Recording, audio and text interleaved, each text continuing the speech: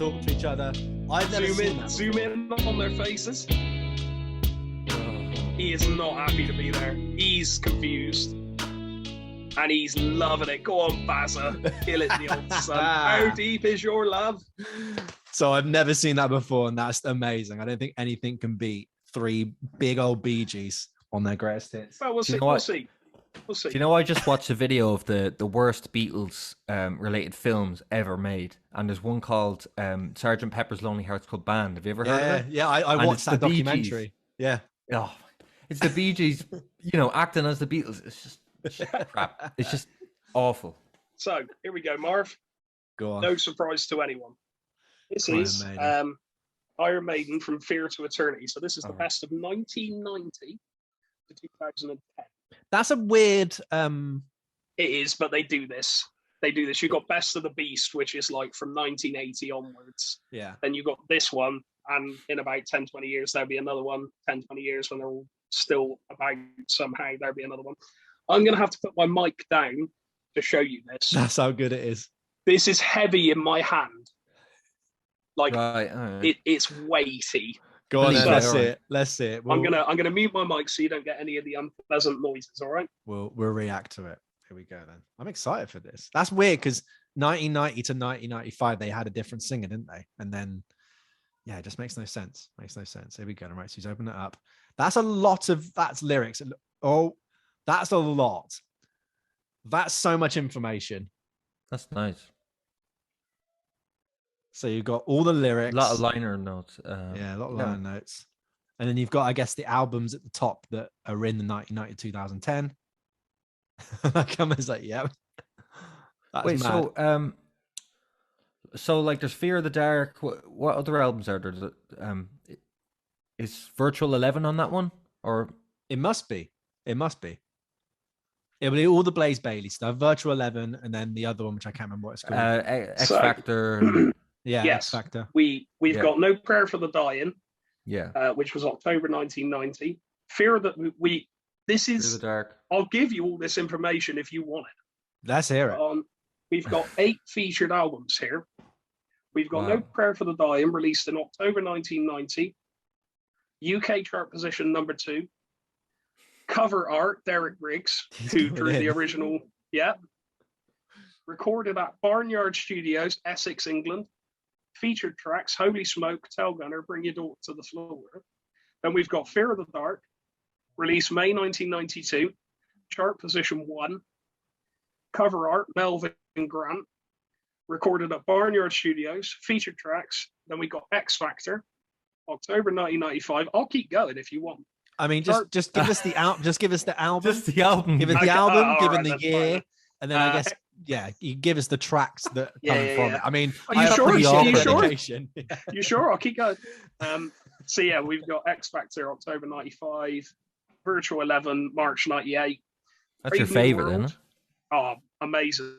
We have talked about that first episode. We have spoken about these. I know. Yeah. Brave New World, May 2000. Dance of Death, September 2003. Worst cover art you'll ever see on Iron Maiden. Cover art ever. Matter of Life and Death, August 2006. I think it's got some vintage digital art. Yeah, it has, and it's terrible. It's not aged well.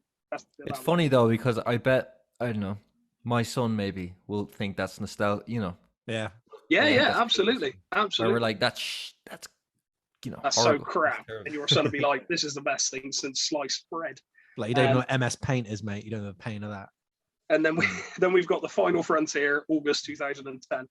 On the side here, we've got D-Notes live recordings, Sign of the Cross, Fear of the Dark, and Klansman were recorded at Rock in Rio in Brazil on 19th of January 2001. Man on the Edge was recorded at Thela Forum in Milan on 23rd of September 1999 during the Ed Hunter. This is the level of detail this is going in. That's a lot. We've got three vinyls, which I'm going to get out and show you now. They're really cool, actually. Really cool. What was the photo that was in that sleeve? The photo, give me a second. Like I said, this is heavy. The photo, I do believe, it's just lots of different eddies throughout that time. But I'll show you it. Give me a second. Let me put my mic down and mute myself again. Put his mic down and mute himself. Go on.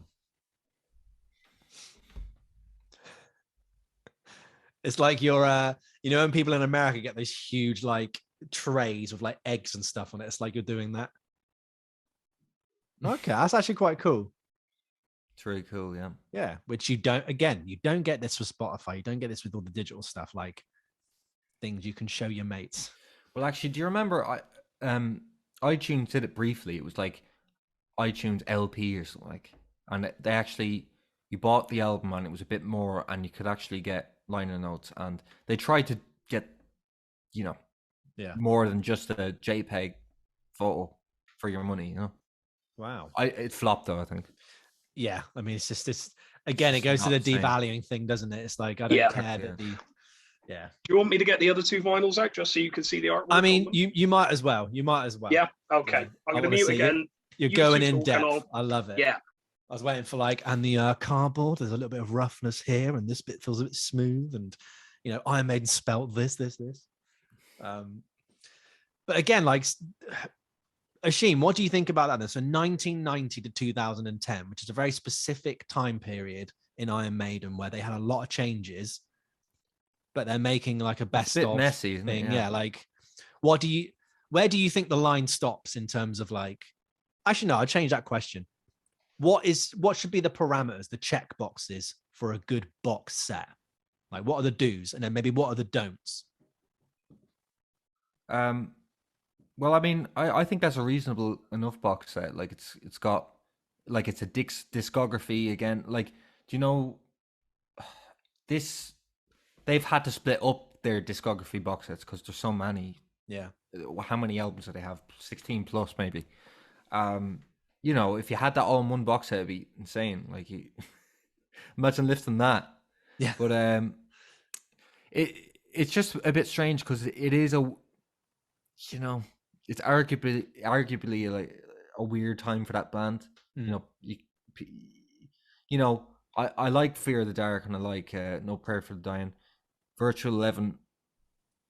You know, it's hit or miss. Yeah, yeah. A lot of that later stuff is like I don't know if I'd get it personally. It's kind of wouldn't be for me, but you cherry pick.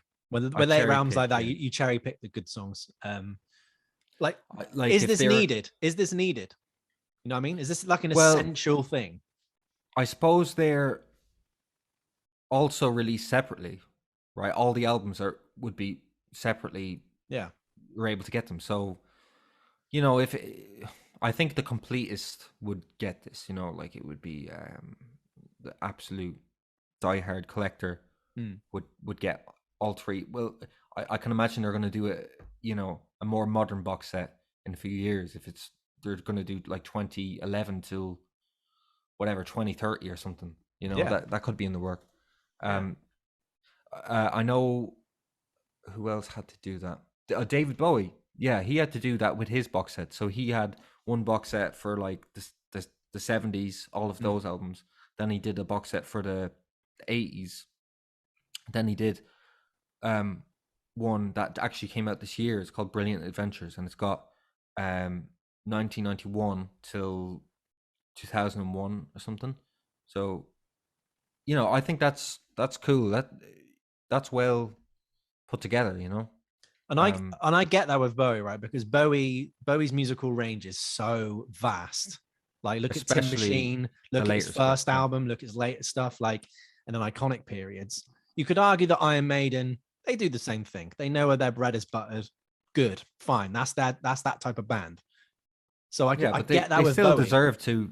Yeah, they can still put out a discography box set if they want to, regardless if the stuff is good or not. You know, like. But yeah, I agree. But I would want like a better box set. I would want like the Queen thing. Great, put that all in one box set. Fine. But like if you're gonna separate things up like that, like it seems weird to then go, right, let me lump all together what Iron Maiden was, but like these different periods. We didn't have this singer here, didn't have this guitar player here, which noticeably, you know, as much as Iron Maiden doesn't have a huge musical range, it is a bit different between 1990 to 2010 in terms of production, writing, players, singing, like all the kind of thing of it. You'd think there maybe be a bit more that they could add to it. like have a collectible Eddie for that certain era, and then maybe have outtakes and liner notes, like even something simple like that, like a best of, and then cool outtakes. Oisin, show us some more vinyls you see. Yeah, give us some more. I've got like 10 more, loads so of tabs. keep going. Some more. Well, I just have CD box sets now. Well, they're not box sets; they're deluxe editions. So this is an interesting take. No. We'll do mine. You can now I want to see it. No, I do want to see. Carry on, mate. So this is an interesting take. Pink Floyd, what they do is they sabotage. Well, what I see it as, they kind of sabotage the releases on Spotify, where they don't include deluxe stuff. It's literally just the album, and then you have to buy the physical stuff to get the bonus material. I think that's a good idea. That's a different take, but it's a bit stingy as well if you think about it. It is, but also it at least you're getting something for your money. It puts value back into music. Exactly. Yeah. That's exactly what I was about to say. It becomes more of an exclusive thing if you're willing to shell out the cash. Yeah. So I've got the Pink Floyd The Wall here, and it's got the double. Well, I've got it on vinyl as well, but this is way cooler. That looks really cool. To be fair. Yeah, it's really really nice. And with like drawings and stuff. Are those part of the original album artwork, or are they like extras? I don't remember, to be honest. I've got the LP here. He's going to disappear into that cabinet in a minute. Yeah, and he'll come back out in 20 minutes. That's cool, mate. Yeah. So it's very. Is that a remaster or original press? It's a remaster, but it's mastered by Bernie Grumman, so it's really good. So it's typically the same thing, but it's like similar but not the same. Yeah. That's cool. What's cool is you get the bonus disc, which is work in progress. So you get the whole album, which is like when you listen to this, it's so crazy. You could never imagine what this sounds like just on acoustic guitar. Like these songs are so orchestrated in a way, and it's really cool to hear some of these. The Prelude, Roger Waters, Another Brick in the Wall Part 1, and it's just the band demos, like without all the crazy production on it, and that's really cool. That is cool. I like that. It puts it up into Program 1, Program 2, Program 3. I think some of the on My Own Terms. I think so. They have they've named the songs the previous name before it was the final name. So that's also really cool. Yeah, so they've done. So this is Wish You Were Here, and that was the original. So that's what the packaging, the original packaging, they replicated that, and that's the actual cover. Wish You Were Here. Yeah. And they've done the same thing with this. Do they have? Have they listed it? No, I think I have to take the booklet out or something. But yeah, you get a nice packaging as well with that. But you get it's on the back of this. Sorry, so you get this 2 unreleased tracks. So Shine On You Crazy Diamond. It's live stuff. So you get live Wembley 1974, Raving and Drooling, which I found out is the early name for a song that comes out on Animals. I think it's Sheep. Wow. So they've kept that's cool. So they've kept the previous name. That is cool. So that got me thinking, what the hell is that song? Then You've Got to Be Crazy. I think that's another early name for one of the songs that eventually ends up on Sheep. Or on Animals, sorry, the later album. And then they've got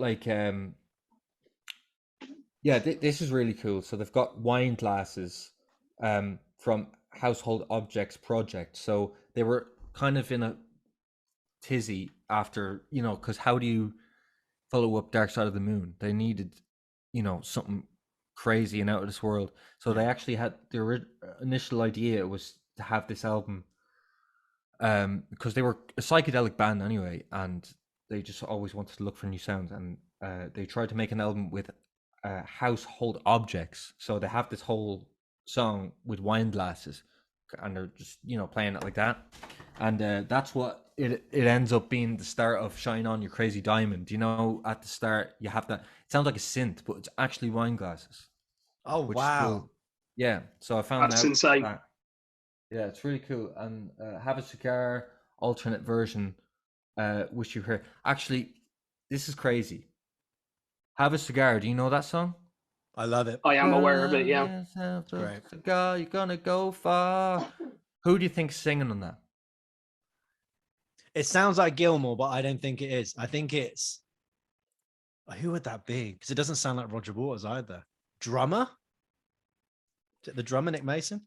I can't even believe this story, but I always thought it was Roger Waters because it kind of got that more nasally voice. It's actually a mate that was they were recording in Abbey Road, and then this other artist was recording in another studio, like a different room. Like they made me. I think they were typically in Studio 3. Maybe this guy was in Studio 4, and he just walk into the sessions, and he found out that they were struggling. Trying to nail this vocal on Have a Cigar, and he goes, I can do it, and that's what's on the album. How it's a weird. guy that's not even in the band that's on one of their legendary tracks. It's crazy. Like, I never knew that. Yeah. And this version on this Have a Cigar alternate version is Roger Waters singing it, so it's the Okay. the unreleased track of him singing it before the other guy. I should know his name, but yeah, I know what you mean. That's really cool though. It's him. It's Roger Waters singing on that outtake. That's very cool. Yeah, that is very cool. That's very cool. The final thing that I have is this Nirvana. Yes. What's it actually called? Leave the lights. With the lights out. With the lights out. And this was actually gifted by my friend Keen Minahan, and he said it. I'm not using this. He just gave it to me, and it's a 3 CD box set, and it's got 1 CD or DVD, and it's actually, I don't know, maybe you've seen it. It's that live set of them in like a bedroom or something, and Kirk's up against the wall singing into a microphone. Oh yeah, that's like their early rehearsals. Yeah, early rehearsal tape. It was probably the first promotional thing they ever did, and it's literally just that in its entirety, and but it just sounds terrible. I couldn't even. Yeah, but like, it seems like they're recording because Kirk is obviously trying to get some separation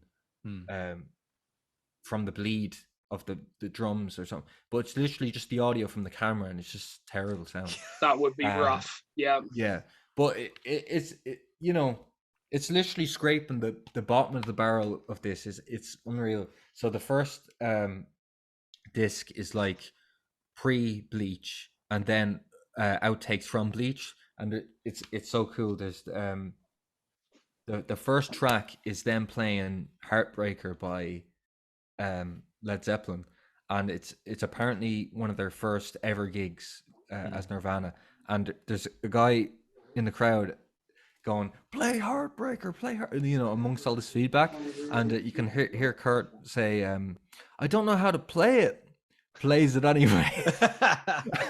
And they're just like and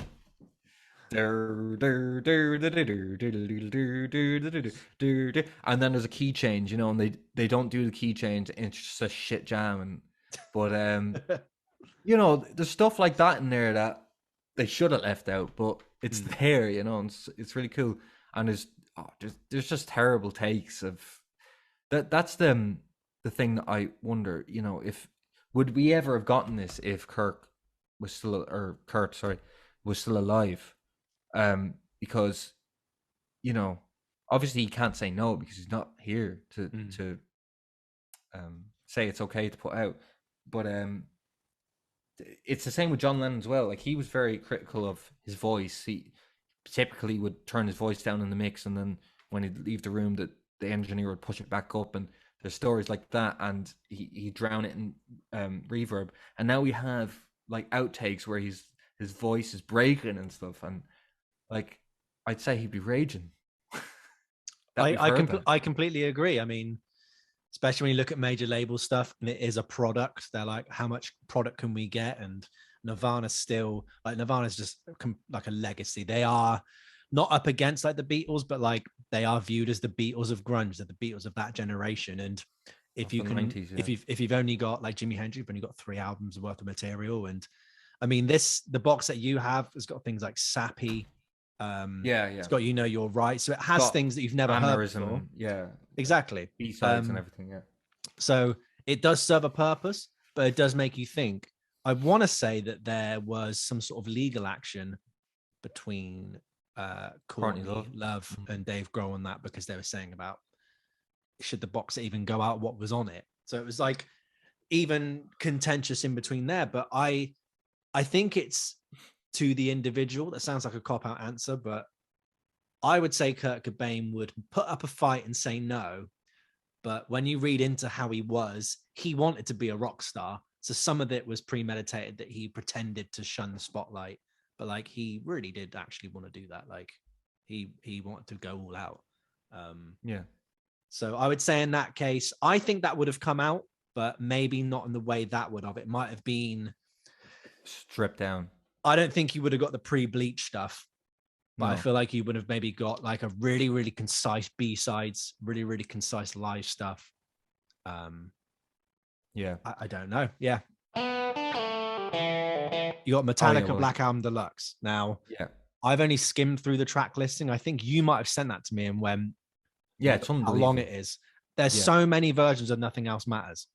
It's like, I don't want to hear that. To me, I'll hear that song once. It's in the category of maybe if it comes on the radio, I'll turn it off if I can. Maybe every couple of months or 6 months, I might go, let's listen to a live version. That's how it exists in my world. I do not want to sit there and hear strings only or this version or this version or this version, you know? And that's what the Black Album does. Like it's all out. But like if we compare it to the first thing we looked at, All Things Must Pass, you've got a million different things with it. You've got handwritten lyrics, you've got lanyards, you've got tour passes. And look how much it demos, and it's €269 affordable. And I would say so much more bang for your buck. Absolutely. Like this is absolutely worth it. Like, well, like they give you all the CDs. Like this is where I'm like, why would you want, if you have everything, like, so they have 2 LPs for the album, right? Remake or remastered. Then they give you the album again on CD. But I suppose it's like everyone else seems to have like a vinyl edition and a CD box set, but this is the only box set that they do. So it's everything at one. So that's a cool take on it. The Live at Moscow, that's such an incredible listen.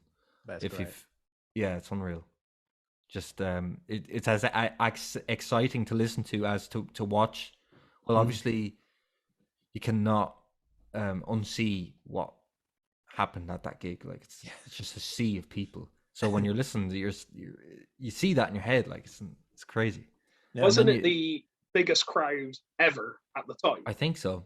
Like there's people saying that it was over 1 million. There's no way it was over 1 million. Nah, like not possible. Even they have said that. Yeah. I think they've said like maybe just over 500,000, maybe. But, I mean, with something like this. Sorry to cut you out. But something like this is really cool. So we all love Metallica. Really brought metal to the forefront. So much to be proud of. Me and Marv used to. In fact, I still do go back to a year and a half in the life of Metallica when they were recording this originally. And amazing, yeah. The process, how much it cost, songs on there, absolute staples. It's one of those mythical albums, isn't it? It's Metallica's White Album. It is enormous in every single way, right down to like Lars Ulrich, the drummer, using a particular snare that is enormous, has a really particular sound, and it's expensive and rare, like, you know, stuff like that, and the amount of guitar tracks and stuff. This I would 100% buy. As you guys have already touched on, the value of it is there, in my opinion. It's worth every penny, because the amount you're getting is absolutely unrequited, if you like. Yeah, like you get so many live shows in it. I don't think I even, like, from memory, you get like way more live shows than what was shown there. And the coolest thing is the riff demos. Like, it's literally a cassette tape that James, his riff tapes, and it's like the crappiest sounding recording ever. But like it's literally the first time it's ever been recorded, and it's crazy to see. You know, from like the way they do it is, I think it's the earliest demos ever, and then there's like the work in progress, and there's actually one where James is going, he has no lyrics, he's comping the like he's just getting the rhythm and the melody from the vocals, which is actually something I do in my band, and I never knew anyone else ever did it. Like, I thought it was just a thing that I do, like but it was crazy, because I don't think even the Beatles stuff even captures that early in the stages in these box sets. So like that's a real early in the process. So that you know, I think that's the best version of what we've seen, or what we've talked about so far. Like, you're literally hearing just a riff. It's so cool to hear Enter Sandman, where it's before it has the tail on the end. So it's the way Kirk first wrote it was just or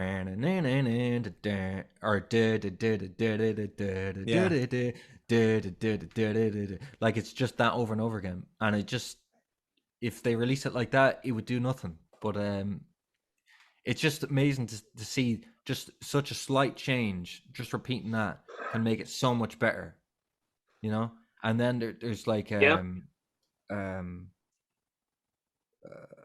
But True. You hear the versions where it's sped up and not detuned, it's an E. And then you hear the version where it's slowed down and tuned down to drop D or D standard, and it's just so, like, I think it's the best version of showing the process, and they've done an amazing job on this box set.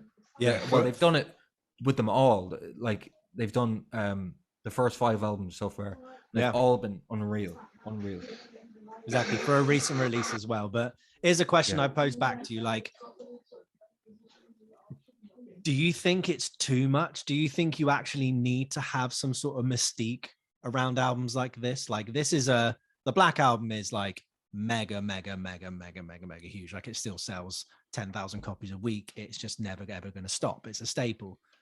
But don't you want to kind of keep that mystery, that Cooper's kind of like superstar fandom for that album? Is there certain things where, like, you don't want to give everything away? Like, surely you want to retain. It's almost like you're taking away the essence of the actual album product itself by breaking it so far down into many pieces that you're going to listen to it again and be like, oh, well, okay. I think it's a very specific niche that would find this interesting. Like, I showed, like, I sent that to you on Spotify, and obviously you were like, oh wow, that's really cool. But then I sent it to, like, the guy that got me into Metallica, and he didn't care, because he was just like, what, is it just the same songs over and over again? Whatever. Like, but I think it's, we're musicians, right? And we love diving into, like, how this is made, how the way Rick Beato tears apart songs, and like, I think that appeals to us more than the casual fan. So there's that thought as well. Is this album then? Are these made just for musicians, would you say? I think it's the hardcore fans. Yes. There's definitely a certain type of person who's buying that, and it isn't, oh, Metallica, yeah, I like, I know Nothing Else Matters, I know Enter Sandman, it's not I'll a just casual buy that. fan. Yeah. They're not gonna, exactly. It's hardcore fans, it's musicians, it's it's people who have this cult following for this album now. You know, like we were saying earlier about how like old films get it, how old cars, how old everything gets it. Albums now have a cult following, which is really cool to experience, to be a part of. I don't know about the whole Mystique thing simply because of what we've just said about it being for a certain type of person, for super fan, if you like. I mean, something like that, I'm probably going to buy that at some point, not before Queen, but I will be buying that. So this is the all you can't leave behind. Super deluxe box set, and it's already reduced from £240 to £200 or €2. So what is this? 11 LP, right? Just So compare much. that to fucking this.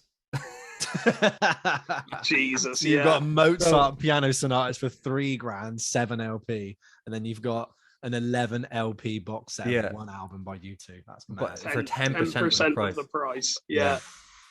I just thought this was an interesting comparison, but U2, the way they do their releases these days, I don't know. Like they're doing a lot of do you have you heard of Record Store Day, where they have like exclusive releases, and they do things like 12-inch, so a basic record, but it's only one song, a 12-inch single. So typically it'd be on a 7 LP, or no, a 7-inch record, right? Yeah. But they're doing it on a 12-inch. So like it seems, oh wow, bang for the buck, 12 or 11 LP box set. So you get the that's another thing I hate about modern albums. I don't know why they do it for sound quality. Apparently they so the longer you a side of vinyl is, the more you have to compress it, the actual grooves. So on modern releases, you've got 3 songs per side, and you have to flip it over, 3 songs per side, 3 songs per side, and then that's the end of the album. Or is it Levitate? But it gets to the stage where you get to like, look at all these LPs, and then it you get to number 7, and it's just Elevation Paul Dyke remix. I haven't listened to this, but if it's just a typical crappy remix, like I think it is, like would it underneath one side, disc 7, Elevation Unfluff remix. So it's like a single then, disc 7. It's a single. Literally got one song each side. Yeah, one song each side. The so same this song is each kind side, of same song each side. Yeah, exactly. So you've got New York, Carnegie. Yeah, I this is why I wanted to show it, because it's just misleading in a way. Because you think, there's going to be loads of great stuff on this 11 LP thing, but it's just kind of a rip-off. Yeah. Well, it's just a waste. That, to my mind, in contrast to the Metallica one, that is, let's spread it out as far as possible, just to get as much out of it. So when we say it's 11 LPs, people go, oh, 11 LPs, so much more content. But in reality, there is more content than the original album. But I don't really see the application of that. Would annoy me if I bought a box set. Yeah, and you found out it was all that crap. Yeah, that would annoy me to no end. I would be very frustrated at that. Having said that, I'm probably definitely going to buy that one you showed us, the Queen one. So the Queen one, well, I'll tell you what, definitely worth it in my mind. And when I do buy it, listeners, I shall be doing a special unboxing edition of this show. But I'm going to have to plan a day where I buy it and then film it immediately, because there's no way in hell it's going to turn out and I'm going to go, I'll leave that for a few hours. Well, this is kind of a jokey question, but if you're ever going to release a physical version of the 50 Ways podcast theme, how would you release it? In the most elaborate way possible, or just so the theme, get it the one-step treatment, 100 how do we go grams? So the theme is a tune I wrote called Doorways. And it's quite funny when I think about it. It's probably the most amount of work I've put into a song to date. The amount of different tracks on it and stuff. It's, I don't know, is it worthy of that level of ridiculousness? I suppose what we could do is include a full track rather than just the chords you hear. And then we could have a special 50 ways 180 gram vinyl where my face is on one side, your face is on the other. Picture disc, yeah, picture disc, and we could have it so that it's 44 RPM. Get it in so the it's shop, slightly man. better quality, and then we could also sign the copies and add £100 extra for each signature. So if you just want a signed Mez copy, that's if it's already going to be £500, it's 600 for the Mez copy, 600 for the Marv signed copy, and it's 800 if you want both sides signed. And we'll include separate little pictures and stuff, and we'll glue in ourselves with Brit Stick little write-ins that we've signed.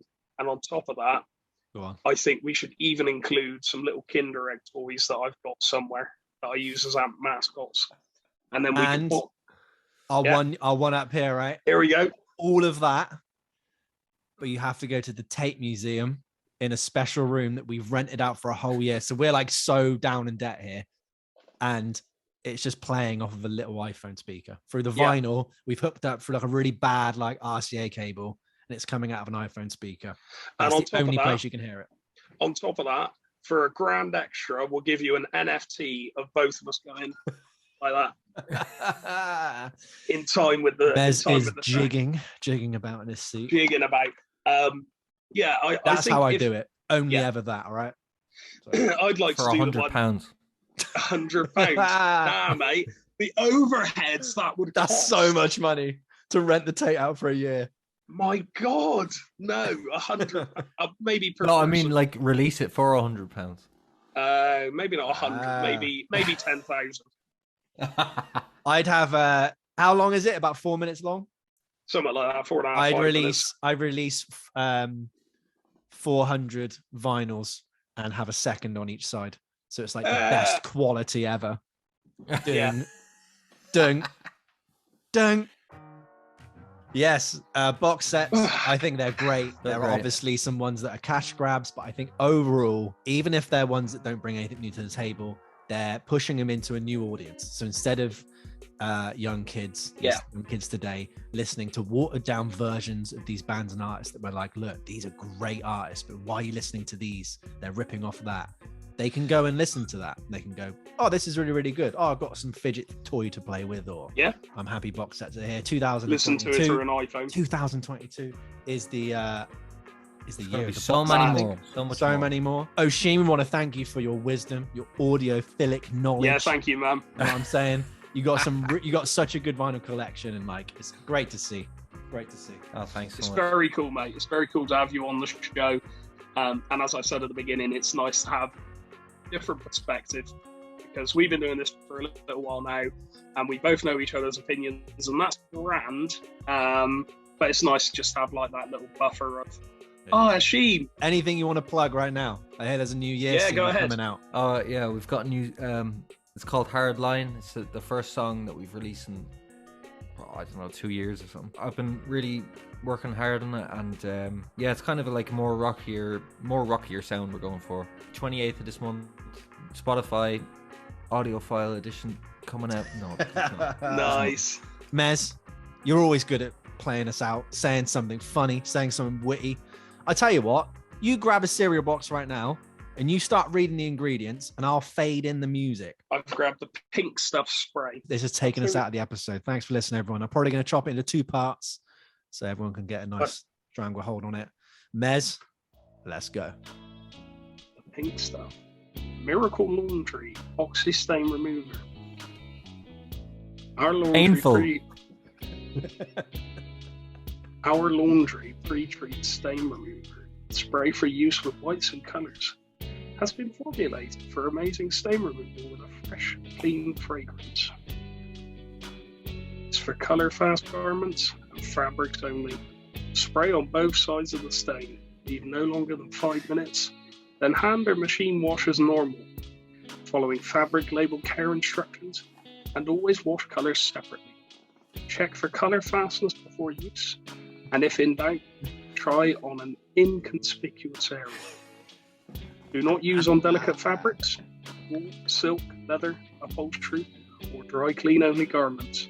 Do not spray product directly on metal fasteners, flame resistant finishes. Do not expose pre-treated or soaked fabrics to direct sunlight prior to washing. What's the You're PO well box? faded out by now. What's the PO box? Where's the fan club?